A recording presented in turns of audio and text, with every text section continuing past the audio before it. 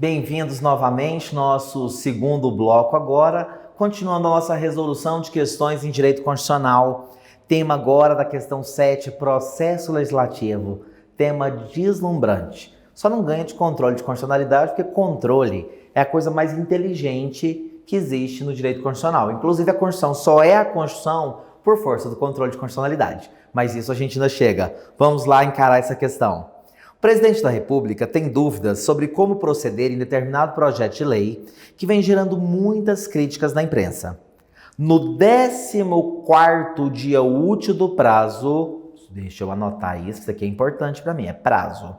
No 14º dia útil do prazo para sancionar ou vetar o referido projeto de lei, o chefe do Executivo consulta o advogado-geral da União para saber os efeitos jurídicos que adviriam do transcurso do prazo de 15 dias úteis sem adoção de nenhuma providência expressa, simplesmente permanecendo silente. De acordo com a sistemática constitucional, essa situação implicaria questão que poderia ser resolvida facilmente com o artigo 66 da Constituição.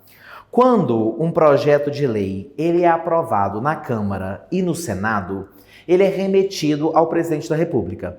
E o presidente da República tem duas opções. Caso o presidente concorde com o projeto de lei, ele vai sancioná-lo. Sancionar é manifestar concordância. E o presidente, ele sanciona expressamente quando ele diz: amei, parabéns. Brincadeira, viu, doutores? Mas ele pode colocar realmente, sanciona a lei porque ele concordou com o teor. Agora, existe a sanção tácita. Como assim? O presidente não disse que concordou? Não disse. Porque para ele sancionar ou vetar, ele tem um prazo de 15 dias úteis. Se em 15 dias úteis o presidente se mantiver inerte, se ele nada fizer nesse prazo de 15 dias, ele não pode mais vetar. Por quê? Porque o projeto estará tacitamente sancionado. Ah, mas o presidente discorda. Sinto muito, até o presidente da República tem prazo. Agora imagine, se o presidente da República tem prazo, você imaginou a gente, eu, você? Exatamente por isso que eu falo para os senhores, cuidado, vamos realmente manter, por quê? Porque as coisas passam. Aqui, o presidente tinha que se manifestar sobre um projeto de lei, o projeto de lei recebeu muitas críticas e ele está no 14º dia útil. E aí ele consulta o advogado-geral da União para saber, se eu não fizer nada em 15 dias úteis, o que acontece? Sanção tácita. Não existe veto tácito, não. O veto, ele é expresso. O veto tem que ser expresso. O veto, ele pode ser parcial ou total. Lembrando que, apesar de poder ser total ou parcial, se o presidente vetar parcialmente, o presidente pode vetar só um artigo daquela lei? Pode, mas é o artigo inteiro. Ele pode vetar só um parágrafo? Pode, mas é o parágrafo inteiro. Pode vetar só um inciso? Pode, mas é o inciso inteiro. Ele pode vetar só uma linha? A linha B? Pode, mas é a linha inteira. O presidente pode vetar a primeira frase do parágrafo? Não. Ele não pode parcelar. Ele não pode, tá? O veto, apesar de parcial, ele tem que compreender texto integral de artigo, parágrafo, inciso ou a linha, conforme disposição expressa aqui do artigo 66 da Constituição. Vamos a ele. André, tudo seu é Constituição? É, que no final das contas, meu amigo, o que sobra é você e ela, te juro. O artigo 66, ele fala pra gente, olha que interessante. Decorrido, parágrafo 3º, decorrido o prazo de 15 dias, que é os 15 dias úteis, que está lá no parágrafo 1º, decorrido o prazo de 15 dias, o silêncio do presidente importará sanção. A sanção tácita. André, mas e aí se já foi sancionado? O presidente não tem como vetar mais. Mas e agora? Ou seja, se já foi aprovado na Câmara e no Senado, e o presidente não fez nada em 15 dias úteis, sanção tácita, o projeto está sancionado. Agora tem o quê? Promulgação e publicação. Quem promulga lei, eu não disse emenda, eu disse lei. Quem promulga lei nesse país? Presidente da República. Ah, mas o presidente da República deixou passar o prazo de 15 dias. Tranquilo, tranquilo. Se, por exemplo, numa terça-feira foi o 15º dia útil, acabou na terça. Quarta-feira o projeto já acordou o quê? Tacitamente sancionado. E aí começa a contar o prazo de 48 horas para que o presidente da República venha a promulgar. André, e se o presidente da República não promulgar nessas 48 horas? O parágrafo 7º aqui do artigo 66 diz que se ele não fizer em 48 horas, o presidente do Senado fará. E se o presidente do Senado não fizer em 48 horas, o vice-presidente do Senado fará. Vocês têm noção da quantidade de gente que erra porque coloca presidente do Senado? E se não for ele, presidente da Câmara? E não é o caso. Não é o caso. Realmente é presidente da República, se não fizer em 48 horas. Presidente do Senado não fez em 48 horas. Vice-presidente do Senado. Promulgação de lei vai ser exatamente assim. André, fácil demais agora. Eu sei. De acordo com a sistemática constitucional, essa situação implica veto total. Gente, falou que o presidente... O que aconteceria se ele ficasse 15 dias úteis sem adoção de nenhuma providência? Se ele não fizer nada, vai ter veto? Claro que não, não tem veto tácito. Letra B, sanção tácita, sim. O que não exclui a possibilidade do chefe do Poder Executivo promulgar a lei. Exatamente. Não é porque ele não fez nada no prazo de 15 dias úteis e houve sanção tácita que ele está excluído da promulgação. Fica na mesa dele, não estava na mesa dele 15 dias úteis? Estava, ele não fez nada, continua na mesa dele mais 48 horas. Só depois de decorridos 48 horas da promulgação é que aí sim o presidente do Senado Federal poderá promulgar aquela lei. Letra A errada, letra B correta, letra C. Sanção tácita, certo? O que convalida eventual vício de iniciativa, ainda que da lei decorra aumento de despesa. Misericórdia. Começou bem, porque realmente é sanção tácita, mas o que convalida eventual vício de iniciativa? André, eu não entendi isso daqui, ó. Te juro. Esse negócio de vício de iniciativa. Da onde que tiraram isso, vício de iniciativa? Olha o nome. Vício de iniciativa. Tem um erro. Quem pode dar início. Algumas matérias são de iniciativa, quem pode apresentar o projeto é o presidente da República. Como, por exemplo, as elencadas no artigo 61, parágrafo 1º. O parágrafo 1º do artigo 61 diz: são de iniciativa privativa do presidente da República as leis que... Se é só o presidente que pode, é só ele... Ah, mas foi o senador tal, foi o deputado federal tal que apresentou o projeto de lei. Não podia. André, eu sei que não podia, mas foi aprovado na Câmara, no Senado. Se foi aprovado errado, porque tem um vício de iniciativa. André, mas se o presidente concordar, a lei vai virar lei? Aquele projeto vai ser convertido em lei? Vai. Se o presidente concordar, ele sanciona, promulga e já manda publicar. É lei. Lei que vale o quê? Nada. Porque ela é inconstitucional. Aquela lei certamente vai ser objeto de uma DI e vai ser declarada inconstitucional pelo Supremo Tribunal Federal. Mas não era o presidente que tinha que apresentar o projeto? Era. Mas ele concordou depois. A Constituição fala que o início, por isso a palavra iniciativa, o início, quem tem que apresentar o projeto de lei é o presidente. Ah, por isso que está falando que mesmo se depois ele sancionar, não convalida o vício. O fato dele concordar depois não corrige o erro lá da iniciativa exata. Exatamente isso. Ou seja, mesmo o presidente concordando posteriormente, como o projeto de lei não foi apresentado por ele, aquela lei será inconstitucional. Não há. A sanção, ela não tem o poder, a aptidão para convalidar, para corrigir aquele vício de iniciativa. Tranquilos? Veto parcial, que ainda será apreciado e ser aprovado pelo plenário de cada uma das casas. Não é veto. Por isso que a letra A e a letra D já são eliminadas. Se o presidente nada faz, é sanção tácita. Então já me sobrou B e C. A B está correta porque realmente o fato do presidente não ter feito nada não significa que não caiba a ele a promulgação. Depois que acabar o prazo de 15 dias úteis, que é da sanção ou veto, começa um novo prazo de 48 horas, que é o da promulgação. Questão muito tranquila, né? Vamos andar mais um pouco. Questão 8. Josué, deputado federal, no exercício regular do mandato, em entrevista dada em sua residência à revista Pensamento, acusa sua adversária política, Aline, de envolvimento com escândalos de desvio de verbas públicas. Deputado federal no regular exercício do mandato, em uma entrevista, acusou a adversária política de escândalo com desvio de verba pública, o que é objeto de investigação em CPI, instaurada poucos dias antes. Não obstante, após ser indagado sobre os motivos que nutriam as acaloradas disputas entre ambos, José emite opinião com ofensas de cunho pessoal. Meu Deus do céu, presta atenção nisso daqui, porque quando você começou a ler a questão, que você viu deputado, o que vem na sua cabeça na hora? Deputado, ele não responde nem civil, nem criminalmente por suas opiniões, palavras e votos.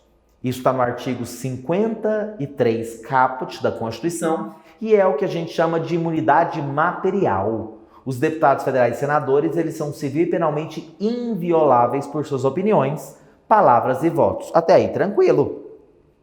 E quando ele deu a entrevista e falou de escândalo, que ela estava envolvida com desvio de verba pública, e aquilo é objeto de uma CPI, realmente sem problema. Até aí ele estava amparado pela imunidade. Por quê? Porque a imunidade, ela tem que ter relação com o mandato. O entendimento do Supremo Tribunal Federal é que a imunidade parlamentar, ela existe? Claro que existe, está lá na Constituição. Mas a imunidade, ela só vai existir a partir de quando? Primeiro, o parlamentar estar no exercício do mandato? Tá, André, tá escrito aqui na primeira linha. Deputado federal no regular exercício do mandato. Ótimo. Além dele estar no exercício do mandato, o que ele disse tem relação com a função dele? Com relação ao desvio, sim. Tanto é que está sendo objeto de uma CPI, uma comissão parlamentar de inquérito. Concordo. Mas o problema é o que está sublinhado aqui. Ele emitiu opinião com ofensas de cunho pessoal, sem qualquer relação com o exercício do mandato. Ou seja, não tem nada a ver com o mandato. Doutor, qualquer coisa mesquinha, que não tem nada a ver com o mandato, do tipo, mas ela é da Umbanda. Mas ela tem um relacionamento com outra mulher. Ela é negra. Porque a família dela bate tambor na floresta. Por favor, misericórdia. Isso é muito primário. Depois que a gente termina o ensino fundamental, a gente não faz isso mais. Mas um deputado fez. Por isso que ele vai responder. André, mas ele não está amparado pela imunidade? Tá. Desde que o crime tenha sido praticado no exercício do mandato e em função do mandato. A questão deixou claro igual o sol para você. Olha o que está em destaque. Sem qualquer relação com o exercício do mandato. Se não tem relação com o mandato, por que ele tem que ter amparo? Não tem. Diante do caso hipotético narrado, conforme reiterada jurisprudência do STF sobre o tema, assinale a afirmativa correta. Josué poderá ser responsabilizado penal e civilmente, inclusive por danos morais, pelas ofensas proferidas em desfavor de Aline que não guardem relação com o exercício do mandato. Certo ou errado? Certíssimo. Ele vai responder sim, tanto na esfera penal quanto na esfera civil. E é claro que na esfera civil haverá danos morais, porque o que é dano moral? Violação a direitos da personalidade. Quando eu violo a sua honra, sua imagem, sua integridade física ou psicológica, intimidade, imagem, todos são direitos da personalidade. Eles têm previsão, doutor, nos artigos 11 a 21 do Código Civil, tá? E havendo violação a direitos da personalidade, há caracterização de danos morais. Tranquilo, letra A. Vamos ver o erro da B, porque ela tem que estar errada. Josué encontra-se protegido pela imunidade material ou inviolabilidade por suas opiniões, palavras e votos. O que, considerado o caráter absoluto dessa prerrogativa, cuidado, meu amigo, nem o direito à vida é absoluto. A própria Constituição diz que em caso de guerra declarada é possível a pena de morte. Nem os direitos fundamentais, eles são absolutos, eles são relativos. Muito cuidado com relação a isso, muito. Letra C. Josué poderá ter sua imunidade material afastada em virtude das declarações terem sido prestadas fora da respectiva Casa Legislativa. Mentira, isso não tem relação. Se fosse dentro de um bordel, dentro de uma igreja ou dentro da Casa Legislativa, que diferença faria? Nenhuma. O problema não é o lugar, é a motivação. Se ele tivesse falado alguma coisa dela que tivesse relação com o mandato, por exemplo, o fato dela estar envolvida em desvio de verba pública, que inclusive é objeto de investigação, tranquilo, ele pode falar. Isso, ele praticou, ele falou isso no exercício do mandato e a fala dele tem relação com o mandato. Agora, quando o enunciado diz que ele manifestou opinião com ofensas de cunho pessoal, sem qualquer relação com o exercício do mandato, claro que responde. Claro que responde.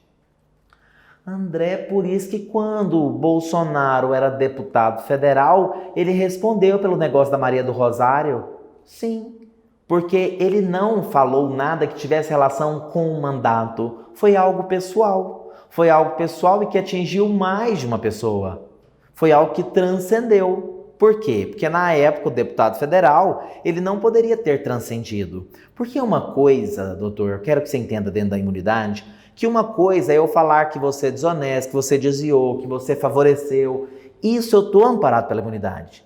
Agora, quando eu falo para você, você, seu negro, porque preto, quando não faz isso, faz aquilo, porque preto fede. Eu não estou ofendendo só você. Eu estou ofendendo toda a sociedade. André, toda a sociedade negra. Não. Porque eu acho que branco que pensa fica mais ainda indignado. Porque de verdade, doutor, de verdade, depois do ensino fundamental completo, a gente não discrimina ninguém por cor, religião. É deficiente físico. Desculpa. Se faz, é aquele tipo de pessoa que tem que voltar para o ensino fundamental porque deu tudo errado, né? E é um prazer estar aqui com os senhores, porque graças a Deus nós estamos todos depois de meia década do curso de Direito. E por isso, realmente, a gente não faz esse tipo de coisa medíocre. Letra C. Josué poderá ter sua imunidade afastada em virtude das declarações terem sido prestadas fora da casa. Vimos que não. Letra D. A imunidade material, consagrada constitucionalmente, foi declarada inconstitucional pelo Supremo? Doutor do céu, não tem jeito. André, claro que tem jeito. Não tem. Porque a imunidade está prevista no artigo 53 da Constituição Federal. O artigo 53 diz exatamente isso que eu disse para os senhores. Leiam aqui comigo. Os deputados e senadores são invioláveis civil e penalmente por qualquer de suas opiniões, palavras e votos. André, isso poderia, em tese, ser declarado inconstitucional? Poderia, porque foi inserido por emenda. Tá aqui. Só que, quando eu penso nessa inconstitucionalidade, eu teria que falar que isso fere alguma norma da Constituição. E não fere. Na verdade, é a própria Constituição que dá imunidade. Só que a imunidade é dada para a função. Ele tem um tratamento diferente para que ele bem possa exercer a sua função. Não por ele ser um ser de luz, um iluminado. Não é por ele. É pela função. Então, quando eu estou brigando com a minha prima e bato nela, xingo ela, o que isso tem a ver com o meu mandato? Nós estamos brigando por causa de herança. O que isso tem a ver com o mandato? Nada. Se não tem a ver com o mandato, tem lógica eu ter um tratamento diferente de qualquer outra pessoa? Não. Por isso que o entendimento do Supremo Tribunal Federal hoje é qual? Imunidade existe? Claro que sim. Os deputados federais e senadores, eles são invioláveis civil e penalmente por opiniões, palavras e votos. Mas essa imunidade, ela existe se o fato for praticado no exercício do mandato.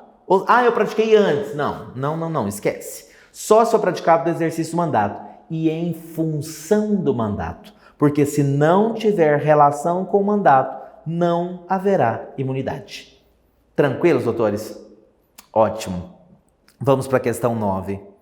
Ao proferir um discurso em sua cidade natal, José, deputado federal pelo estado afirma de forma contundente que um país democrático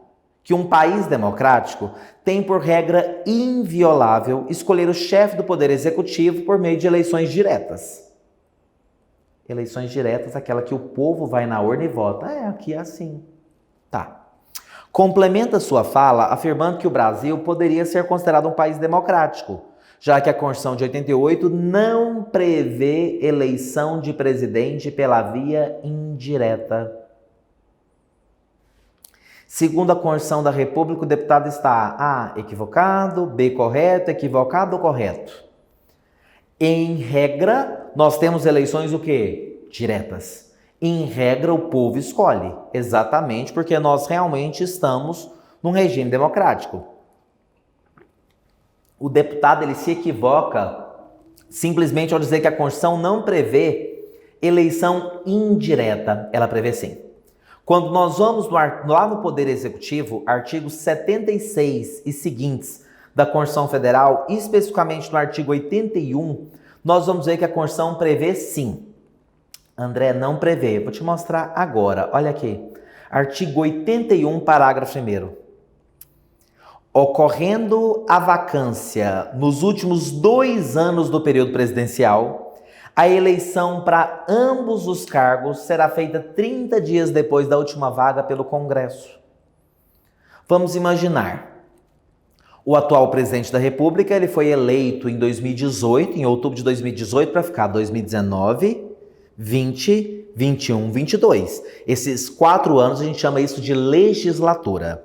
Se Bolsonaro e o vice-presidente Mourão morrem hoje, nós estamos em 2020. Se hoje morre o presidente e o vice, quem termina o mandato? Ninguém. Ninguém pode terminar o mandato de um presidente a não ser o vice-presidente, que foi com ele eleito. André, mas se morrem os dois? O presidente da Câmara vai assumir a presidência, mas nunca pode terminar o mandato. Ele não termina o mandato. Ele está lá provisoriamente, porque nós vamos ter novas eleições. Se ele morre agora em 2020, nós estamos nos 2 primeiros ou nos 2 últimos anos da legislatura? Nos 2 primeiros. Então seriam eleições diretas. Nós iríamos às urnas novamente. Se o acidente foi na data de hoje, a Justiça Eleitoral teria 90 dias no máximo a contar de hoje para realizar essas eleições. André, e esse presidente que vai ser eleito agora, ele vai ficar 4 anos ou ele vai só ficar o restante de 2020, 2021, 2022? Só o restante, que a gente chama de mandato tampão.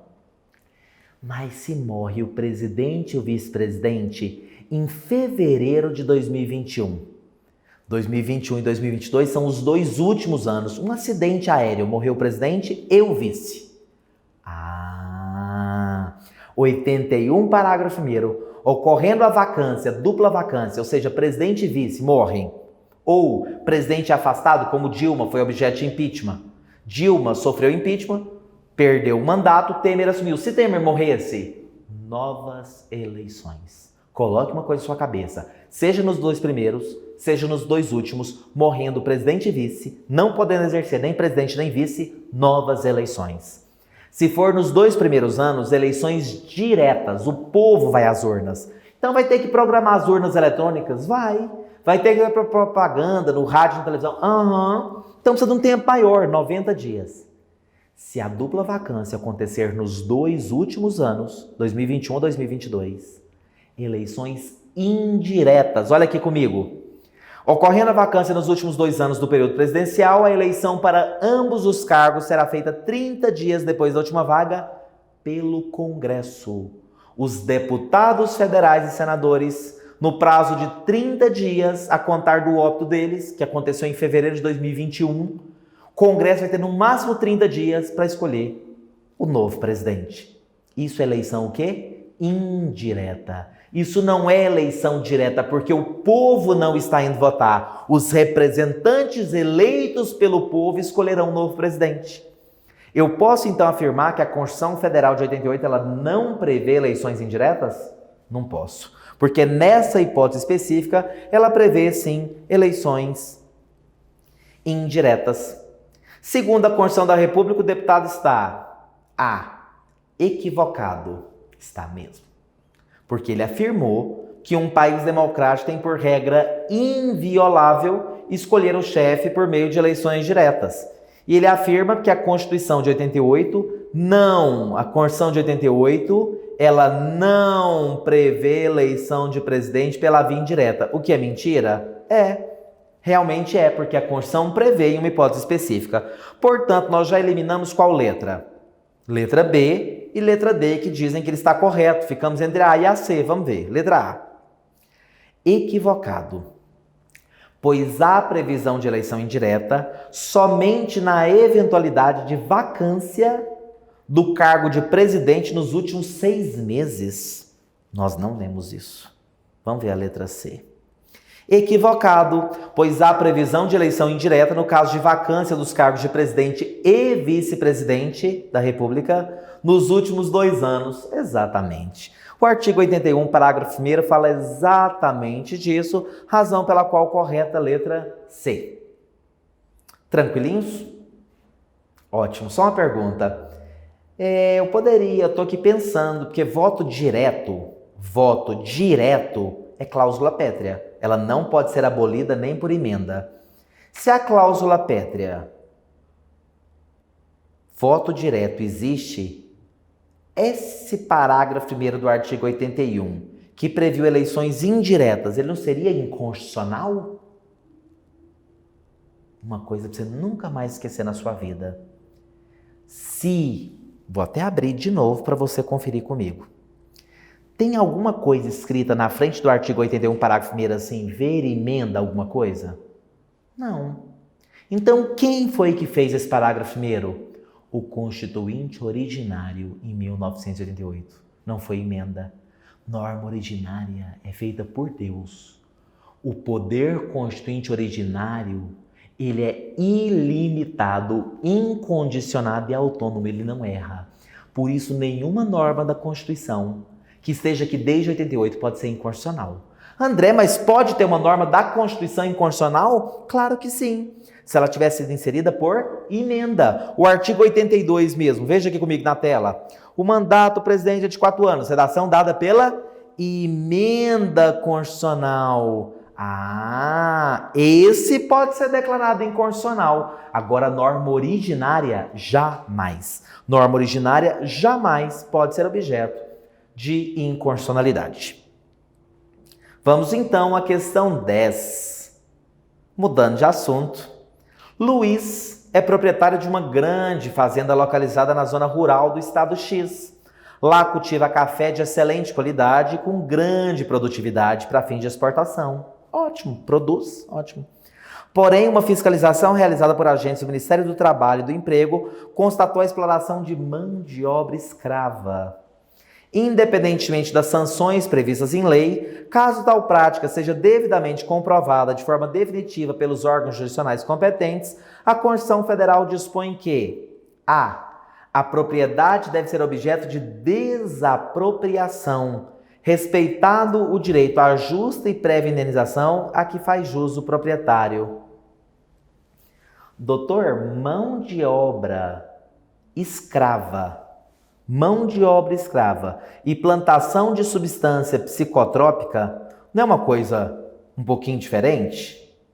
André, tem mesmo, olha aqui, 243.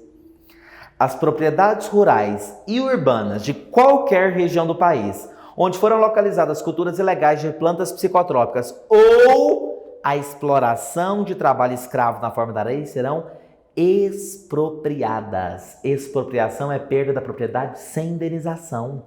Isso aqui não é uma desapropriação, não vai ter indenização. André, expropriado, perde sem nada.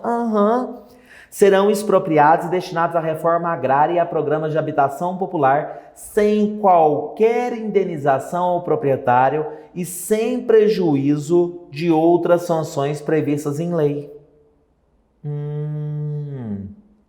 Entendi.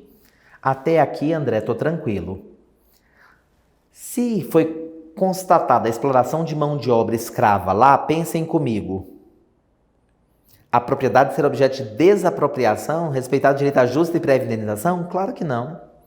A propriedade deve ser objeto de expropriação, sem qualquer indenização. E no caso em tela, destinada à reforma agrária. Certo ou errado? Certíssimo. Nós vimos isso de forma expressa no artigo 243. André, meu artigo 243 está diferente. Olha. Isso daqui é de 2014. Nós já estamos em 2020. Emenda 81 alterou isso em 6 anos. Muito cuidado, não pode estar diferente aí não, porque senão está muito desatualizado. Letra C. A B nós vimos que está correta, vamos ver a C. O direito de propriedade. Por que você não vai para a próxima, André? Porque é aqui que eu aprendo. Quando eu acho o erro das assertivas erradas. O direito de propriedade de Luiz deve ser respeitado. Terem visto serem as terras encomenda produtiva. Ou seja, está produzindo, pode colocar escravo, pode tratar todo mundo como escravo. Claro que não.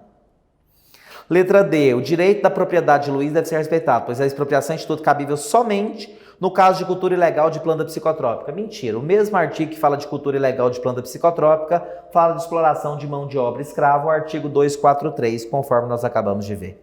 Questão muito tranquila, não é? Constitucional é fantástico, doutor. E é gostoso, né? Porque não dá vontade de parar. Questão 11. A parte da população do estado V, situado ao sul de seu território, tem o estado, a parte sul do território, insatisfeita com a pouca atenção que vem recebendo dos últimos governos, organiza-se e dá início a uma campanha para promover a criação de um novo Estado membro da República Federativa do Brasil, o Estado N. Ah, entendi. A parte sul do Estado V está insatisfeita e eles querem se tornar um novo Estado. Será que pode? Presta atenção que eu sei que você lembrou aí da chamada secessão. Secessão é a separação de alguma parte do país deixando de fazer parte do país. A questão não falou disso. A questão disse que a parte sul de um estado quer criar um novo estado. Estado membro da onde? Leia aqui comigo. Estado membro da República Federativa do Brasil. Ou seja, tá vendo aqui um movimento para separar do Brasil? Não. Ele só quer pegar um estado e dividir o estado em 2. Tranquilo? Pode, André? Claro que sim. Claro que sim. O artigo 18, parágrafo 3º da Constituição Federal prevê isso. Vamos lá. O tema desperta muita discussão em todo o Estado, sendo que alguns argumentos favoráveis e outros contrários ao desmembramento começam a ganhar publicidade na mídia. Reconhecido constitucionalista, analisa os argumentos listados a seguir e afirma que apenas um deles pode ser referendado pelo sistema jurídico constitucional brasileiro. Assinale-o. Para a gente marcar o entendimento desse constitucionalista que pode ser referendado. Ou seja, ele quer aquela que está correta. Letra A. O desmembramento não poderia ocorrer. André, antes da gente ler as assertivas, vamos ler o artigo? Meu amigo, porque de verdade senão é chute. E chute é para quem? Futebol, jogador. Não é para você vai ser advogado. Pense comigo aqui. Artigo 18. O artigo 18, parágrafo 3º da Constituição, ele traz para a gente exatamente isso. Vamos lá? Aqui, ó. Artigo 18, parágrafo 3º. Os estados podem incorporar-se entre si, subdividir-se ou desmembrar-se. André, eu posso juntar 2 estados, então, por exemplo, Pará e Maranhão? Pode. Só ia ficar feio o nome, né? Já pensou? Piranhão? Piauí ia ficar estranho, mas que pode, pode. Subdividir-se ou desmembrar-se para se anexarem a outros, ou formarem novos estados ou territórios. Como que faz isso? Aqui, ó. Mediante a aprovação da população diretamente interessada através de plebiscito. Plebiscito e referendo são formas de consulta popular. São são instrumentos de democracia direta, ou seja, o povo escolhe diretamente o que vai ser feito. André, me diga só uma coisa. Você disse aqui, através de plebiscito. Sim.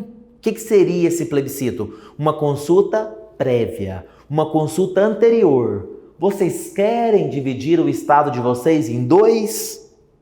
Referendo é uma consulta que é posterior. Divide e depois pergunta: vocês aprovaram a divisão que já foi feita? Nesse caso, aqui, para criar um novo estado, precisaria de consulta da população diretamente interessada, fazia um plebiscito, e se a população aprovasse, encaminharia para o Congresso, porque o Congresso também, para criar esse novo estado, precisaria de uma lei complementar. O estado do Pará teve essa consulta à população interessada, ou seja, o povo paraense foi votar para ver se iam dividir o estado do Pará. Eles queriam, na verdade, transformar o estado do Pará em 3 estados. O estado do Pará seria dividido em 3, um estado enorme realmente. E o povo do Pará consultado, a maioria diz o quê? Não queremos.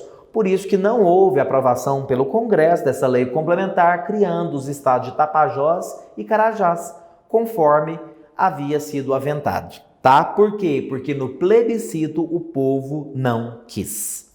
No plebiscito o povo não quis. Simplesmente por isso. Portanto, é possível desmembrar de um estado a parte sul desse estado V? Ela poderia desmembrar formando um novo estado? Perfeitamente. Perfeitamente. Olha que legal. O que eu já elimino na minha vida? O desmembramento não poderia ocorrer. Errado. Porque o desmembramento pode ocorrer. Letra A. O desmembramento não poderia ocorrer, pois uma das características do Estado Federal é a impossibilidade de ocorrência do chamado direito de secessão. Por isso que eu te disse aquela hora. O enunciado deixou muito claro que era formar um novo Estado que faria parte do quê? Da República Federativa do Brasil. Então não é secessão. Não é.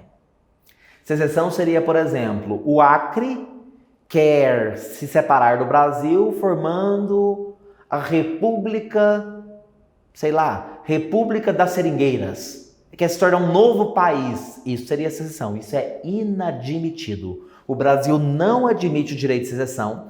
Isso está provado no artigo 1º da Constituição, que diz: a República Federativa do Brasil, formada pela União indissolúvel. Indissolúvel. É a chamada indissolubilidade do Pacto Federativo, tá?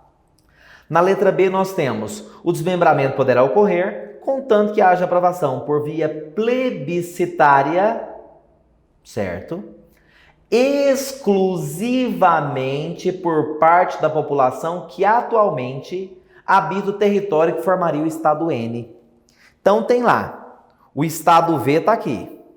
Só essa parte aqui de baixo, a parte sul, que quer transformar esse pedacinho aqui num novo estado. Se transformar em um novo estado, concorda comigo que quem vai ter alteração? Todos. Então, quando a Constituição fala que a população diretamente interessada vai ser só essa daqui do novo estado que vai ser criado, ou vai ser tudo? Tudo, doutor. Por isso que letra B também está errado. Mas está errado por quê? Exclusivamente por parte da população. Não é. Não é.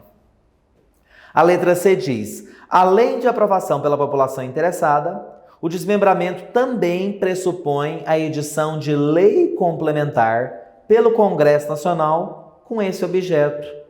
Sim. Além da aprovação da população interessada, o que é feito meio de plebiscito, o desmembramento também, para que haja a criação, precisa de uma lei complementar pelo Congresso. Perfeito. Nós vimos no 18, parágrafo 3º.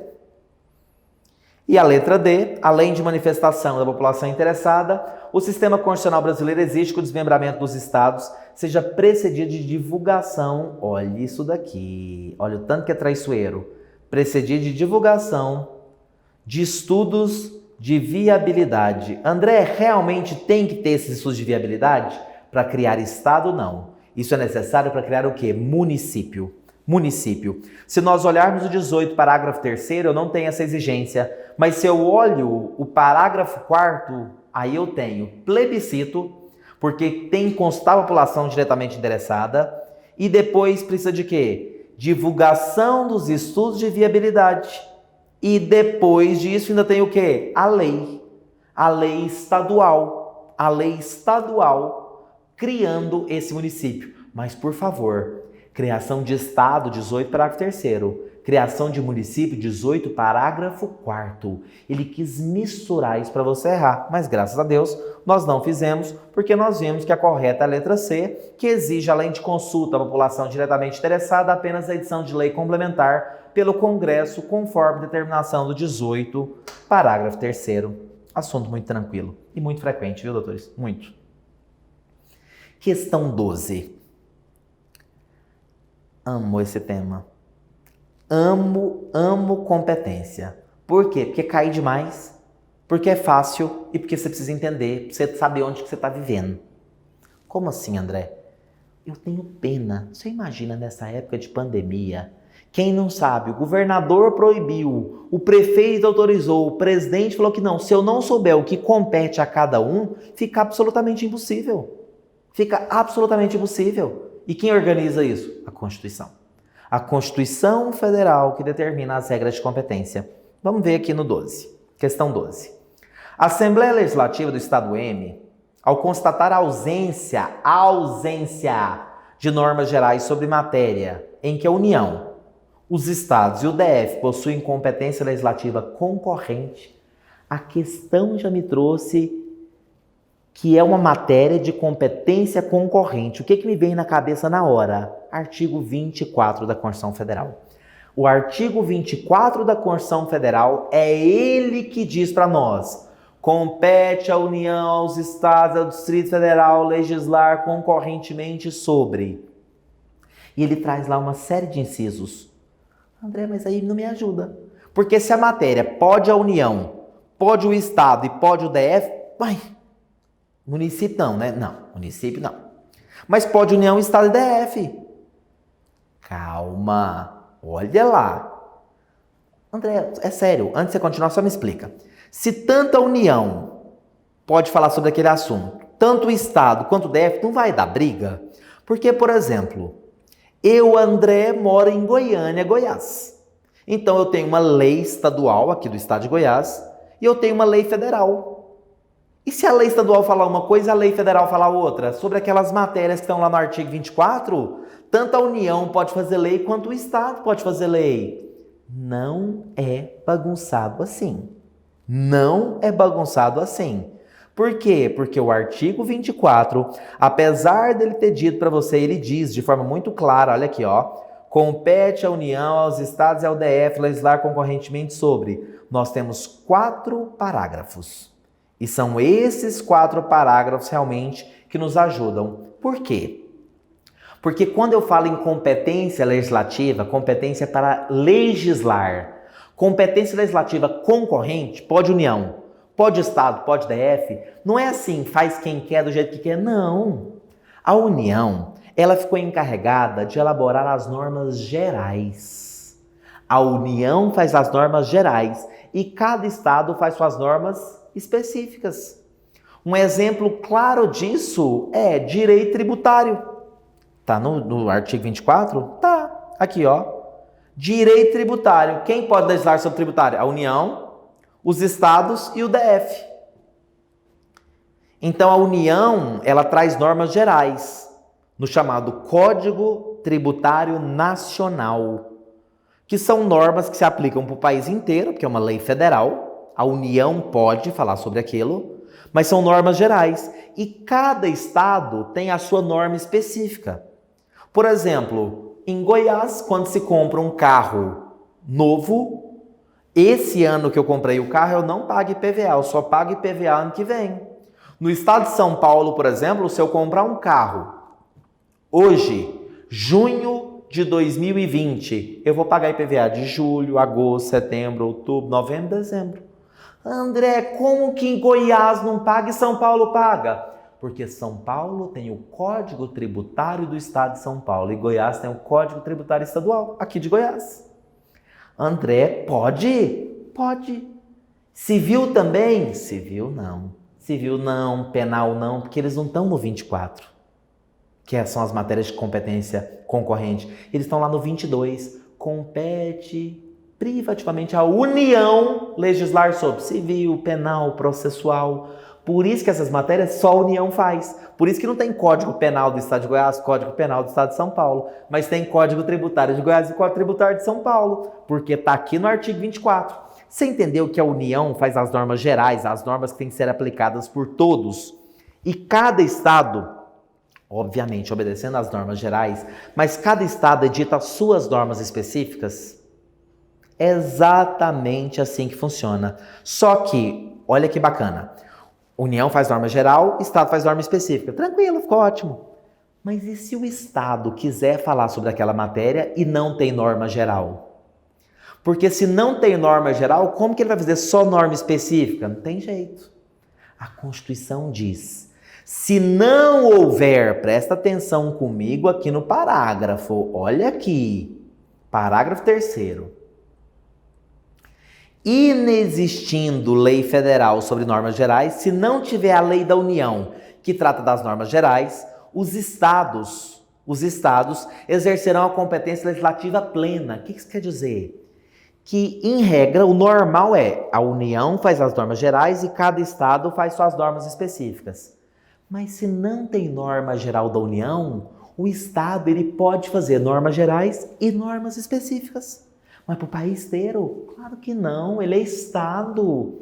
Se ele é Estado, a norma dele só vai valer naquele Estado. Se você está aí no Estado de Minas Gerais, é uma lei estadual de Minas, só vale aonde? Em Minas. Mas Minas, a Assembleia Legislativa aqui de Minas, pode aprovar uma lei? Se não tiver uma lei federal estabelecendo normas gerais, pode. Pode sem problema algum.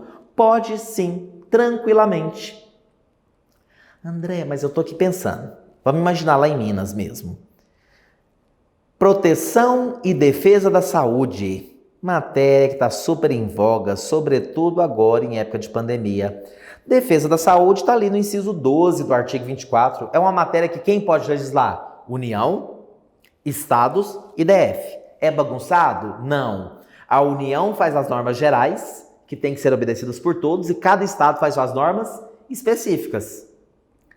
André, e se não tiver lei federal sobre o assunto? Se não tiver lei, cada Estado faz a sua norma. Cada Estado tem competência legislativa plena.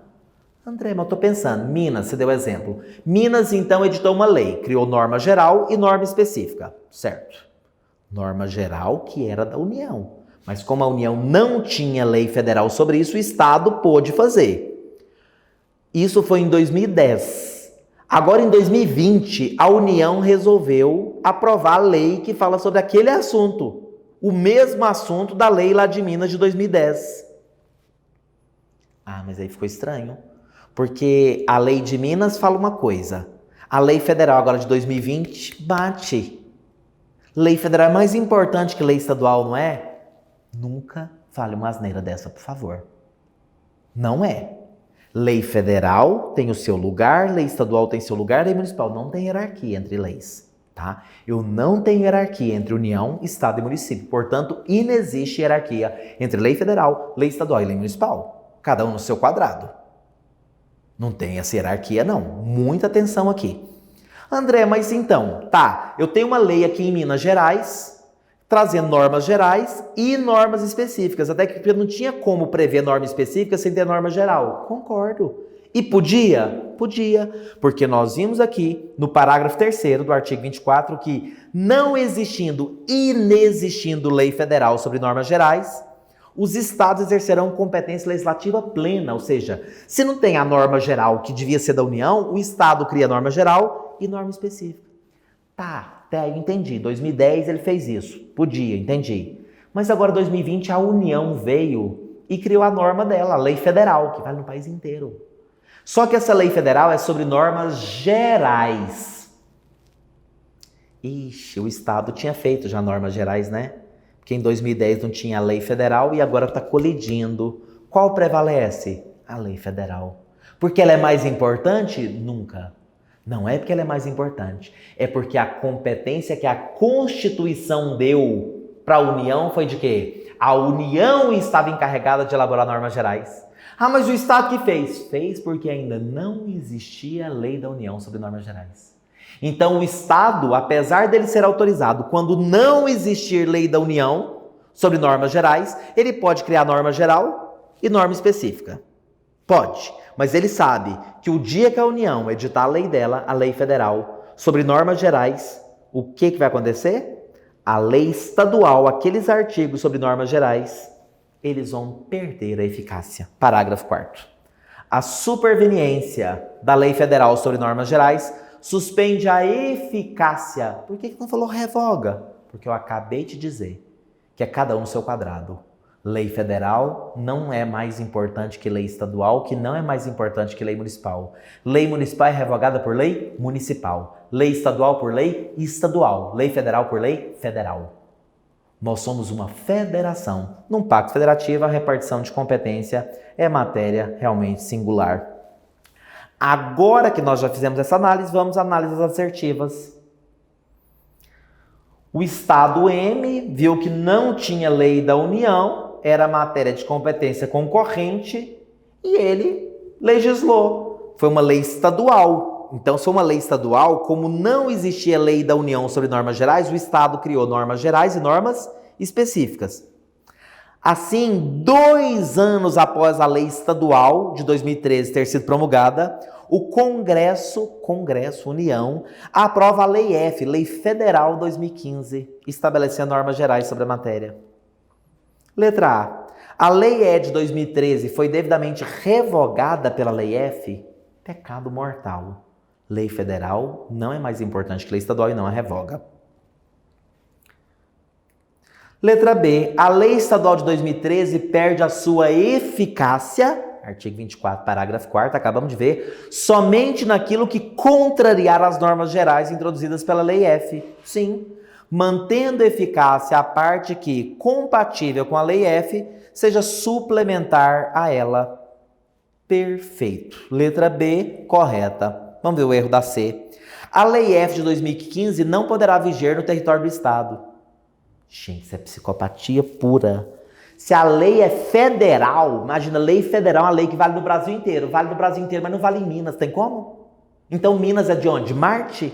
Claro que não, não tem como. Como que uma lei federal vale no país inteiro, menos no estado tal? Não tem como. Não tem como, isso é impossível.